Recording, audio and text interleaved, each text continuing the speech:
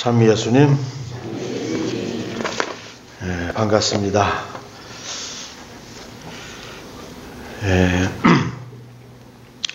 우리 동서울 지역의 다 본당 대표들이시죠? 대답이 이렇게 적으세요. 아침을 안 드시고 오셨나요? 그래서 오늘 이렇게 복음에서 보면 예수님께서 제자들에게 너희는 따로 외딴 곳으로 가서 좀 쉬어라 하는 이런 말씀을 이렇게 주셨는데, 이것이 바로 우리 동서울 지역 애미 본당 대표님들에게 하시는 말씀이라고 여러분들이 좀 그렇게 생각하고 이 자리에 오셨으면 좋겠습니다. 예수님께서도 제자들에게 복음을 전파하게 하시고 그냥 막 부려먹는 악덕 기업주는 아니시죠. 이렇게 좀 쉬도록 배려하시는 그러한 분이십니다. 마찬가지로 여러분들도 이렇게 열심히 이렇게 일하시는데 오늘 이렇게 쉬는 시간을 갖는다는 그런 마음이었으면 좋겠어요. 그래서 우리가 휴식이라는 말은 다 아시죠. 레크리에이션 이렇게 얘기하는데, 그것은 쉬면서도 재창조를 위한 휴식이다, 그런 것이죠. 리크리에이션, 그죠? 창조를 다시 하기 위한 것이 바로 쉬는 것이다. 그래서 우리의 휴식은 단순한 어떤 즐거움을 얻기 위해서 쉬는 것이라기보다도 몸과 마음을 잠시 하던 일에서 멈추면서 그간의 활동을 점검해보고, 그리고 또 다시 그 활동을 잘 할 수 있도록 그렇게 준비하는 것이 바로 레크리에이션이라고 보겠습니다. 어떤 농장에서 두 농부가 일을 했지요. 그래서 한 농부는 하루 종일 쉬지 않고 일을 했고, 또 다른 농부는 틈틈이 쉬면서 일을 했는데, 그 결과는 어떻겠습니까? 쉬지 않고 일한 농부가 많은 결과를 얻었겠지요? 예? 정말로 예 하신 거예요? 저와는 제 기대와는 좀 다른데요. 저는 쉬면서 일을 한 농부가 많은 결과를 얻었다는 것을 말씀드리려고 했는데, 아주 자신 있게 쉬지 않고 하신 분이 결과를 얻었다. 근데 비교해 보니까 쉬면서 한 농부가 더 많은 결과를 얻었어요. 그래서 그 이유를 살펴보니까 그 쉬면서 한 농부는 쉬면서 저는 틈틈이 낫을 갈았습니다, 그런 말을 했습니다. 쉬면서 이렇게 낫을 갈았죠. 낫을 갈면서 어떻게 하면은 더 소득 있게 소출을 거둘 것인가 이렇게 생각하고, 또 연장을 이렇게 잘 다듬으로써 좋은 성과를 얻을 수가 있었던 것입니다.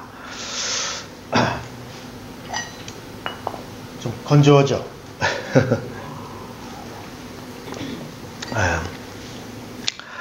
그래서 우리 애미 활동도 무작정 생각 없이 이렇게 막 그렇게 하기보다는 좀 생각해 보면서 이렇게 해야 되지 않나, 이런 생각이 들어요.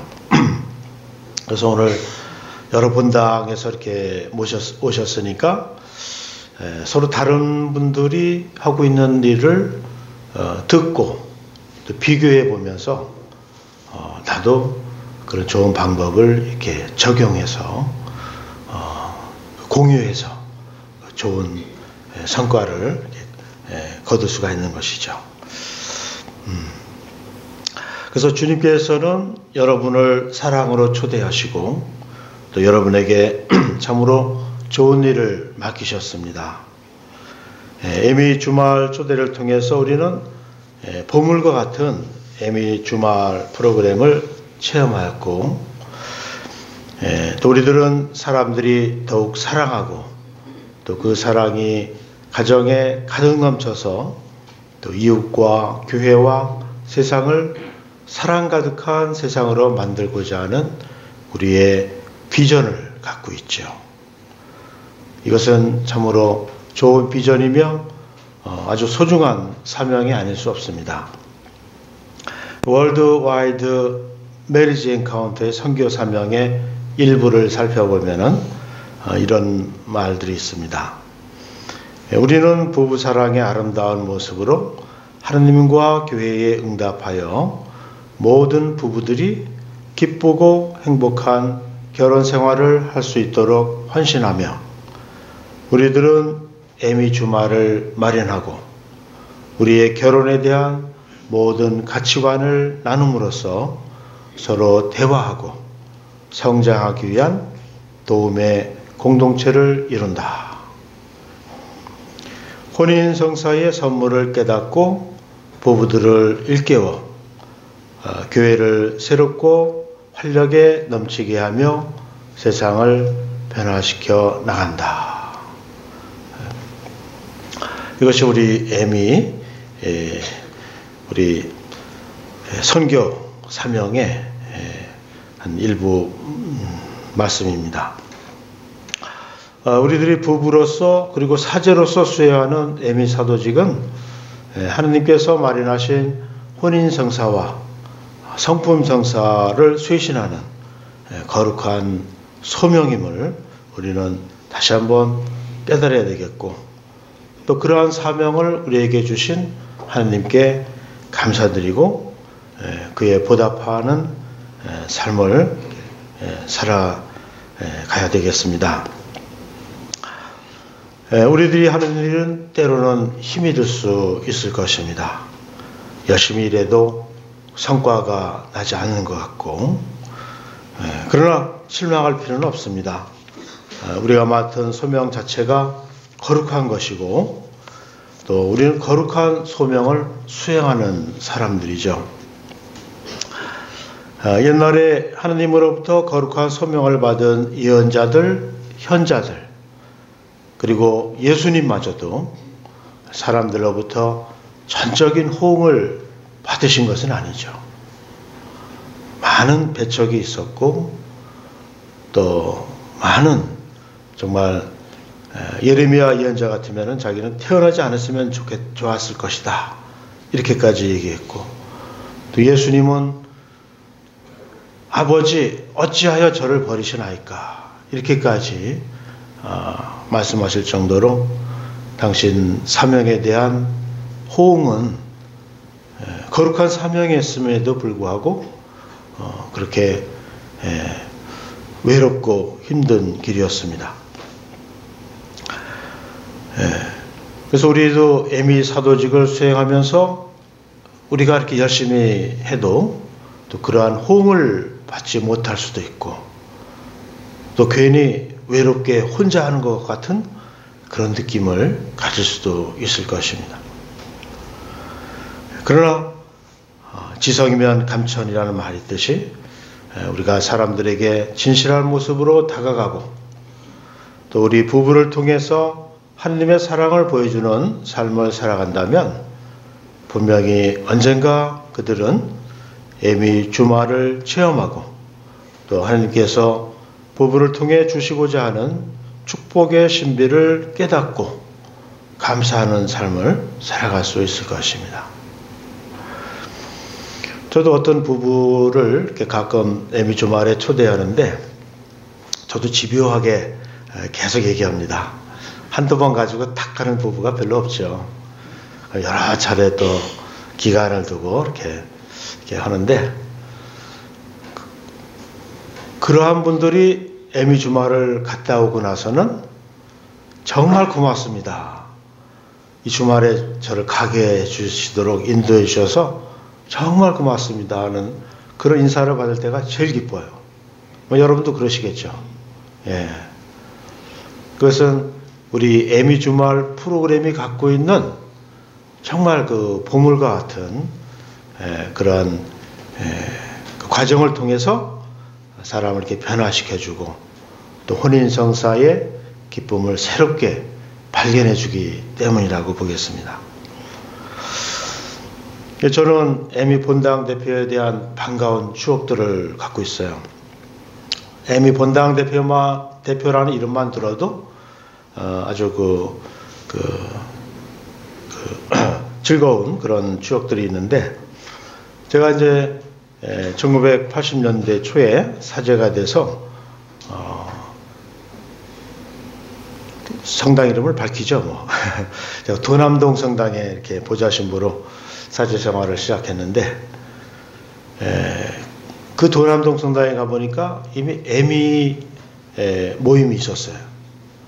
제가 82년도에 갔었는데, 근데 그것은 우리 에미가 한국에 도입된 지 5년밖에 안 됐을 때죠.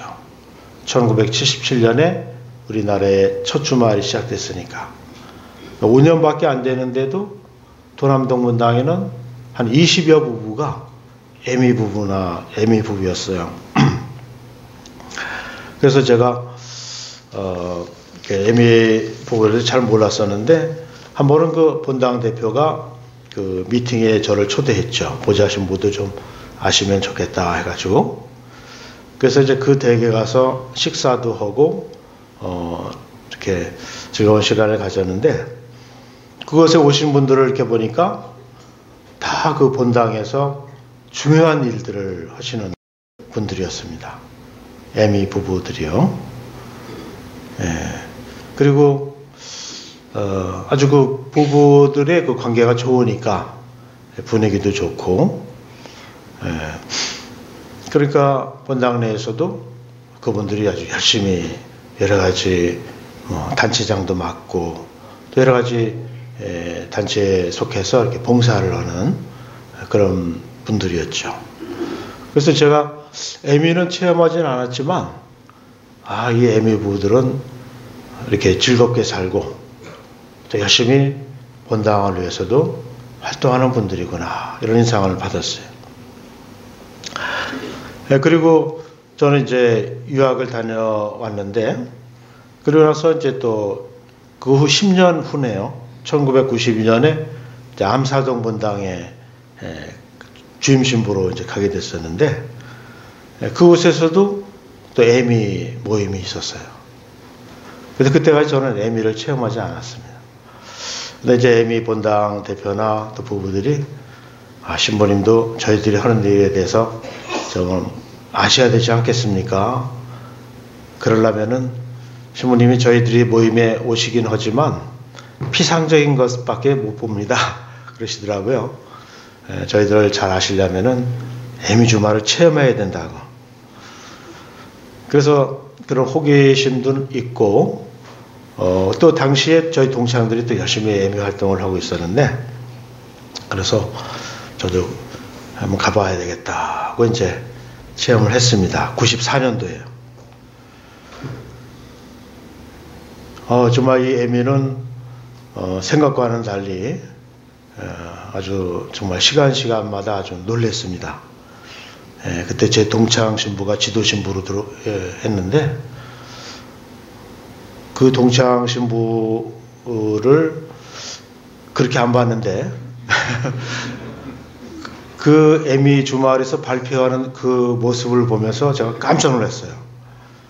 저 친구가 언제 저렇게 발전했을까? 또 언제 저렇게 아주 그런 발표문이 아주 그 체험과 아주 그냥 이런 귀담아 들을 얘기들을 참 이렇게 많이 했습니다. 그래서 제가 큰 자극을 받았어요. 그래서 나도 어떻게 저런 자리에 좀 설 수 없을까? 나는 아마 안 될 거다, 이런 생각을 했었는데, 그리고 나서 이제 저를 또 디포에 초대하고 디포 교육을 이렇게 받는 중에 이런 봉사를 해달라고 또 저를 또 초대하더라고요. 그래서 이때구나.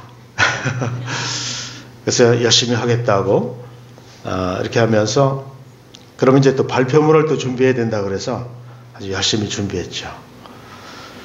그렇게 해서 이제 제가 에미에 이렇게 데뷔하게 되었는데, 그렇게 하기까지 영향을 주신 분이 누구냐?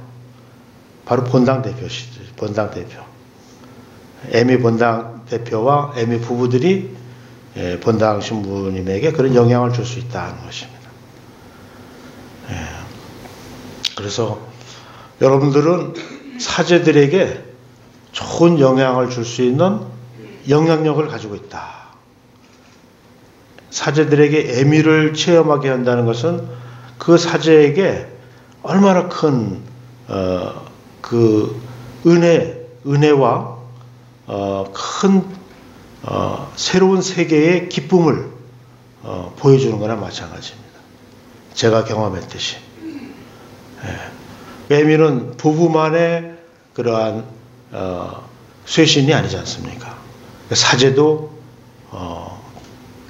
교회 공동체와 혼인원과 마찬가지로 교회 공동체를 위해서 헌신하겠다고 하는 이런 마음을 계속 일깨워주는 것이 바로 에미 무브먼트예요.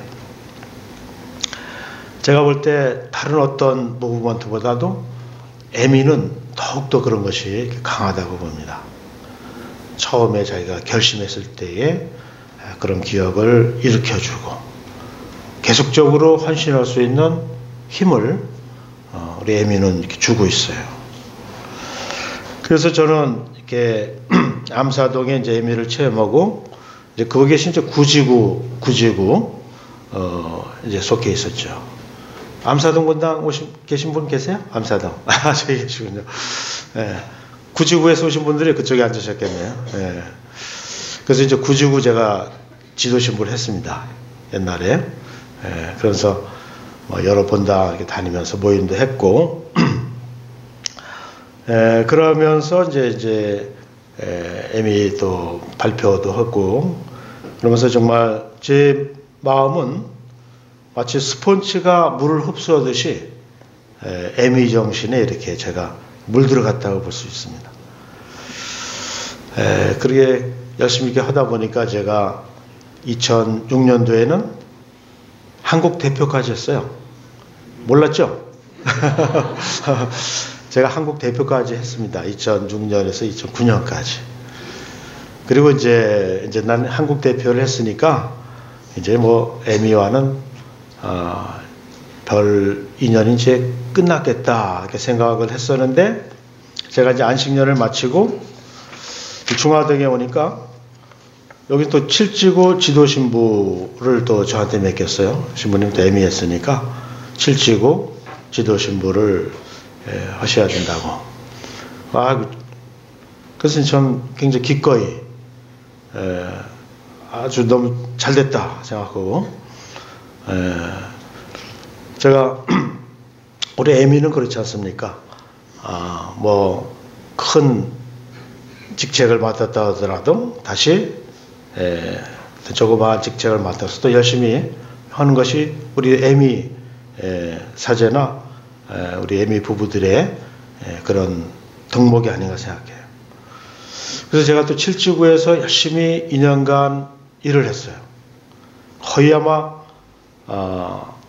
매월 열리는 지구 그 모임에 거의 안 빠지고 참석했습니다.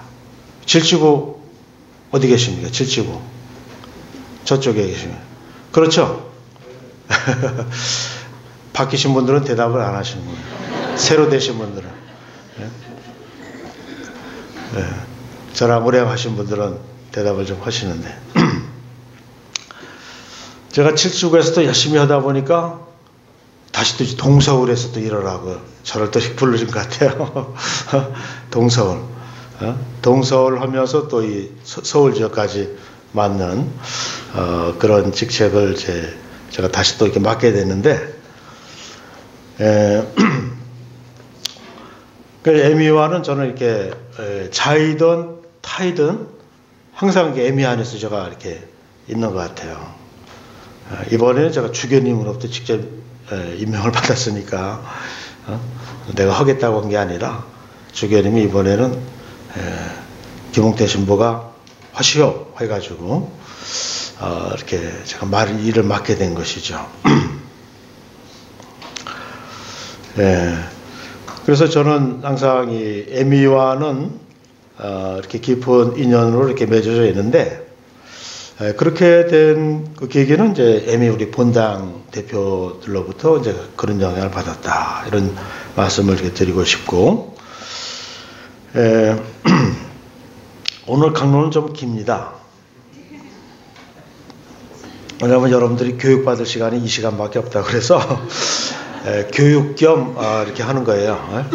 그러니까 그런 줄 알고 이렇게 드시고, 오늘 복음에서 보면은 예수님께서 사람들을 보시면서 그들이 목자 없는 양들과 같았다, 그러면서 이렇게 측은하게 생각하시고 사람들에게 많은 것을 가르쳐 주셨다 하는 이런 내용이 나오고 있습니다. 바로 이런 말씀처럼 바로 우리가 오늘 이렇게 동서울 지역 본당 대표님들 이렇게 오시는 날로 우연히 정했지만 오늘의 복음은 또 이런 말씀을 우리에게 주고 있는 것이죠. 정말 이 시대의 가정들은 예수님의 가르침을 필요로 하는 목자 없는 양들과 같은 그런 상황이 아닌가. 지금 우리나라의 가정들은 큰 위기를 겪고 있습니다. 이혼율이 몇 퍼센트 된지 아세요? 이혼율 30%입니다. 1년에 약 33만 가정이 이렇게 새로 결혼하면은 11만 가정이 이혼을 해요. 뭐 새로 결혼하는 가정이 그 해에 30%가 이혼하는 건 아니고,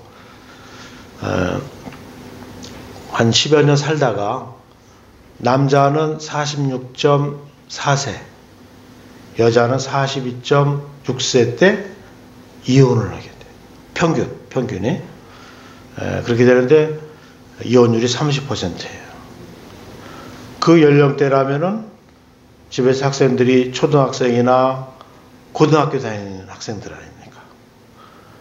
그때 부부가 이혼했을 때 배우자들 당사자는 물론이고 그 자녀들이 받는 정신적 충격은 얼마나 크겠습니까? 우리나라의 많은 자살률과 이런 것들 다 연관되어 있어요. 가정 문제로 인해 가지고. 또 그와 함께 낙태율은 또 얼마나 또 심합니까? 우리나라가 OECD 국가 중에 1위입니다. 1위. 약 한 해 평균 35만 건이 이렇게 돼서 하루에 4,200여 명, 한 시간에 175명의 생명이 사라지고 있죠. 그런가 하면은 합계 출산율은 또 1.2명이라고 그럽니다. 이것은 224개국 중에 219위를 차지하고 있어요. 합계 출산율이라는 것은 여성 한 사람이 평생 낳을 수 있는 자녀 수를 얘기하는 것이에요. 여성 한 사람이 결혼한 사람이든 안 한 사람이든 전부 다 포함해서. 그래서 우리나라는 2013년 통계로 보면 1.2명입니다. 근데 이보다 더 적었을 때는 2005년인데 1.08명으로서 그때는 세계 최저 출산율을 기록했어요. 2005년도에는. 그리고 이제 10여 년간 계속 1.2명으로 이렇게 유지되고 있습니다. 아기를 낳지 않는 나라죠, 우리나라는. 1960년이라도 학교 출산율이 6명이었어요. 6명. 아마 그 시대에 나신 분들은 적어도 5남매, 6남매 이렇게 됐겠죠. 근데 지금은 1명, 2명으로 그치고 말죠. 그 다음에 또 하나 이제 우리 가정과 함께 생각해 봐야 될 것은 결혼하지 않는 풍조. 1인 가구의 수가 지금 4분의 1이나 됐어요. 엄청난 숫자죠. 2010년에는 24%였는데 2012년에는 25%가 늘어가지고 4가구 중 1가구는 혼자 사는 가구라고 합니다. 그래서 얼마 전 뉴스에 보니까 1인 가구가 늘어난다고 그래가지고 거기에 맞는 생활용품들도 많이 또 생산되고 있다고 그러네요. 예? 전기밥솥도 4, 5인용이 아니라 1인용. 예? 뭐 밥그릇, 국그릇 뭐 그런 거 모든 걸 포함해서 또 주택도 1인용 주택에 맞게 이런 식으로. 근데 그게 좋은 현상은 아니죠. 1인용 가구에서 자녀가 나올 수 있나요? 없죠? 고개를 쫙. 없죠. 둘이 있어야 나오죠, 둘이. 남녀, 부부를 통해서 자녀가 나오는 것인데, 근데 1인 가구가 우리나라에 이렇게 많이 늘어나고 있다는 것은 정말 이 가정에 대한 이런 개념이 지금 달라지고 있다. 이것은 여러 가지 원인이 있겠죠. 뭐 고용 불안에 대한 얘기, 그 다음에 개인주의의 심화, 편리주의, 뭐 이런 여러 가지 것들이 같이, 그리고 이 가정의 가치에 대한 약화 현상, 이런 것들이 같이 맞물려 있습니다. 그래서 우리나라의 지금의 우리의 그 주말 현상도 마찬가지로 애미 주말, 10년 전에는 평균 한 주말을 하면은 한 20부부는 왔어요. 20부부. 그러나 지금은 몇 부부인지 아세요? 10부부, 평균 10부부밖에 안 돼요. 한 주말 하는데 10부부 넘기기가 아주 쉽진 않아요. 힘겨워요. 10부부 채우는 것이. 그래서 본당 대표님들이 주말 보내는 게 아주 힘들죠. 이렇게 결혼하는 사람이 없으니 이 자원이 없는데 어디서 이 부부들을 애미 주말에 보내겠습니까? 그러니까 여러분들이 어려운 것은 사실이에요. 사실. 여러분들이 노력을 안 해서라기보다도 상황 자체가 현재 어려운 상황입니다. 우리가 10년 전에는 여러분들이 똑같이 노력을 해서 20부부를 보냈다면은 지금은 똑같이 노력해도 10부부를 보내기가 쉽지 않는 현실이 됐어요. 그리고 결혼하는 부부들이 적기 때문에, 또 이혼하는 부부들이 많기 때문에 그렇게 된 것이죠.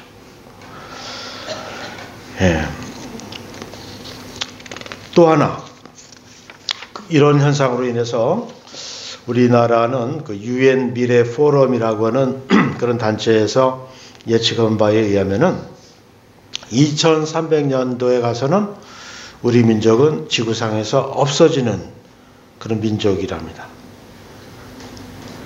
두 사람이 한 사람밖에 못 만들잖아요. 그래서 이게 앞으로 300년 가면은 우리 민족은 이 지구상에서 없어져요. 과연 그럴까 하지만 통계적으로 다 이렇게 나오게 되어 있습니다. 그래서 이 땅에는 다문화, 지금 우리나라에 유입되고 있는 여러 다문화 가정들이 이 땅의 주인공이 되어서 한국이라는 이름으로, 대한민국이라는 이름으로 살아가겠지요. 그러나 우리 민족은 없어지고 빠집니다. 자녀를 낳지 않으면. 굉장히 심각한 문제입니다. 그래서 우리가 이 애미운동을 더 이렇게 확산해야 되고, 또 가정의 가치를 더 일깨워야 된다는 이유가 바로 여기 있어요. 이것은 우리 가톨릭 신자로서만이 아니라 우리나라 민족, 우리 민족을 위해서도, 민족 운동으로도 우리가 가치가 있는 활동이라 하는 것이죠. 우리 민족을 지키기 위한. 그래서 목자 없는 양들처럼 버려진 이 시대의 가정들, 바로 이 시대의 가정들에 우리는 예수님의 가르침을 계속 전해야 된다는 것이죠. 행복한 가정을 만들 수 있는 비법을 예수님은 가르쳐 주시지 않으셨습니까? 남녀의 만남과 혼인, 또 부부의 행복과 일치, 자녀 양육의 기쁨, 이런 것은 우리 교회가 가르치는 전통적인 가르침입니다. 이런 것이 계속적으로 이 땅에 이러한 가정의 가치관이 계속적으로 전해져야 되죠. 그래서 우리는 예수님의 가르침을 전하는 사람들이기 때문에 예수님의 사명을 받은 사람들이고, 우리는 어떠한 상황에서도 이것을 할 때 힘이 있습니다. 제가 어디서 들은 얘기인데, 흰토끼와 호랑이 얘기를 아십니까? 모르시나 보네요. 호랑이가 어느 날 토끼를 잡았어요. 그래가지고 자기 아빠를 토끼 등에 딱 대면서 이놈을 어떻게 요리해 먹을까 하고 있었는데, 갑자기 토끼가 이건 놔라! 이거 놓란 말이다! 그러는 거예요. 그래서 이 호랑이가 깜짝 놀래가지고 아빠를 탁 내려놨어요. 그러니까 토끼가 그냥 유유히 가버렸습니다. 토끼가 큰 소리 치니까. 근데 그 다음날 그 호랑이가 그 토끼를 또 잡았어요. 그래가지고 요놈 이제 가만 안 놔두겠다. 이렇게 했는데 토끼가 또 다시 내가 어제 그 토끼다. 이거 놓아라. 그러니까 호랑이가 또 깜짝 놀래가지고 엉겹결에 발을 탁 놨어요. 그러니까 토끼가 또 싹 가버렸습니다. 그 다음 날에는 호랑이가 이제 검은 토끼를 잡았어요. 그래서 요놈은 종자가 다르니까 나한테 꼼짝 못하고 벌벌 떨겠지. 그러니까 그 검은 토끼가 또 보더니, 야, 네 소문 다 들었다. 이거 놔라. 그러니까 토끼가 또 호랑이가 어이없어가지고 발을 또 내려놓으니까 검은 토끼도 이렇게 가버렸어요. 흰 토끼가 다 소문을 냈습니다. 내가 큰 소리 치니까 호랑이가 놔줬다고. 근데 이것은 무언가 이렇게 굳세게 믿는 바가 있으면 호랑이한테 잡혀가도 이렇게 큰 소리 치고 이렇게 빠져나갈 수 있다는 것입니다. 제가 이 말씀을 드리는 것은 우리의 가정 상황이 이러한 어려움이 있다 하더라도 우리는 믿는 구석이 있지 않습니까? 예수님을 믿고 있고 또 우리의 그 활동에 가치가 있다는 것, 이것을 우리는 분명히 믿고 있기 때문에 이러한 여러 가지 어려운 상황이라도 우리는 큰 소리 치면서 이런 가치를 우리는 전할 수 있다는 것이죠. 바로 순교자들이 그런 믿음으로 관장에게 끌려가서도 정말 호랑이 앞에 토끼 아니겠습니까? 우리 순교자들의 그 입장은. 그러나 큰 소리치고 목숨을 바치면서 하늘나라로 가셨어요. 그분들은. 마찬가지로 우리들은 하느님의 초대를 받은 사람들이고 이러한 일을 하도록 부르심을 받은 사람들이고 또 우리 스스로가 그러한 가치를 굉장히 소중하게 생각하는 사람들입니다. 그래서 하느님께서 남녀의 결합으로 가정을 이루어서 축복을 이루고자 하는 이러한 혼인제도를 지키도록 우리를 부르시고 다시금 사명을 주시는 그러한 분이라는 것을 생각하시고 여러분들 오늘 하루의 이 시간들을 그러한 사명의식을 더 고취하고 또 여러분도 힘을 얻어가는 그런 시간이 되시기를 바라겠습니다. 아멘. 아멘.